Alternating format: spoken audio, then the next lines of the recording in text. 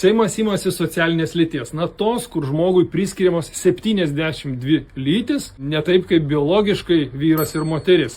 Kol kas nepavyko prastumti Stambulo konvencijos, kurią dar Grybauskaitė yra pateikusi ratifikavimui Seimui, Seimas jos neratifikuoja. Dabargi kitas Trojos arklys ant Seimo stalo, tai yra Tarptautinės darbo konferencijos konvencija numeris 190, eilinį kartą maskuojama kova su smurtu, vadinama dėl smurto ir priekabiavimo darbo pasaulyje panaikinimo. Pamenat, Stambulo konvencija yra lygiai taip pat kovoja su smurtu.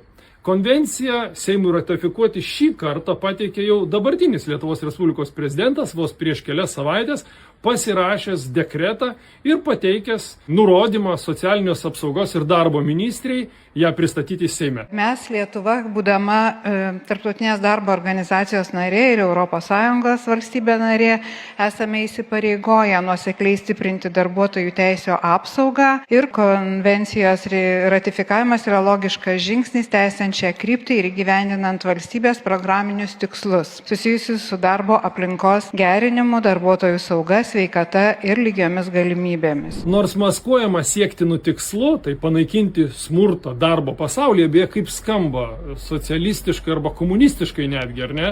Panaikinti smurtą darbo pasaulyje. Toks grynas socialistinis komunistinis šūkis. Svarstymo metu Birutė Vėsaitė išsidavė, perspėdama, kad ši konvencija tai yra tik kitokiais žodžiais išdėstyta Stambulo konvencija. Gerbiamoji ministrė, norėčiau pasiteirauti, ar su šita konvencija neatsitiks taip kaip su Stambulo konvencija, nes čia irgi yra priekabiavimas, o mes esame tarp tų, tiesą sakant, gėdingame sąraše valstybių, kurie dar neratifikavo Stambulo konvencijos. Kolegos kaip tik primena, kad čia reaguodamas į gerbiamą Birutę Vėsaitę, kad Stambulo konvenciją kitos Europos šalis dabar jau atšaukinėja.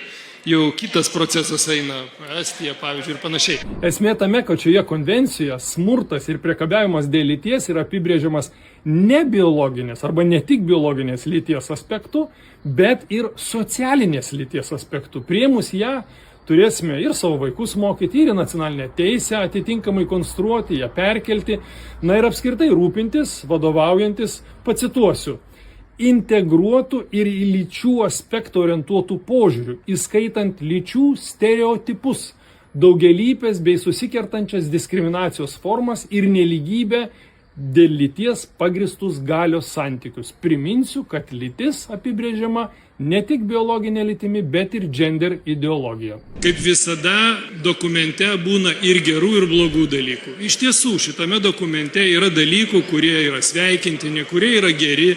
Tai yra, kurie kalba apie priekabiavimo klausimus, stengiasi juos išvengti darbo aplinkoje. Tačiau, cituoju dar kartą, patvirtindama, reiškia susitarančioji šalis patvirtina, kad smurtas ir priekabiavimas dėl lyties daro neproporcingai didelį poveikį moterims ir mergaitėms, įskaitant lyčių stereotipus, daugialypės bei susikertančias diskriminacijos formas ir nelygybę bei lyties pagrįstus galios santykius, todėl yra būtina siekiant nutraukti smurtą ir taip toliau ir taip toliau.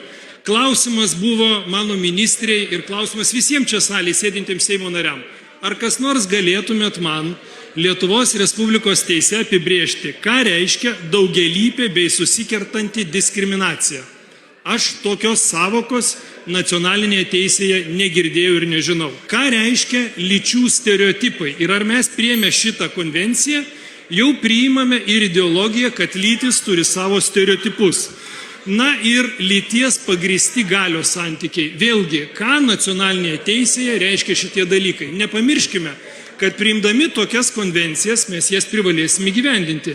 Vadinasi, nacionaliniuose teisės aktuose turės būti priimtos atitinkami teisės aktai, jų pakeitimai, projektai, kur mes įtvirtinsim daugialypę diskriminacijos formą, susikertančią diskriminacijos formą, lyčių stereotipo savoką, lyties pagrįstą galios santykį.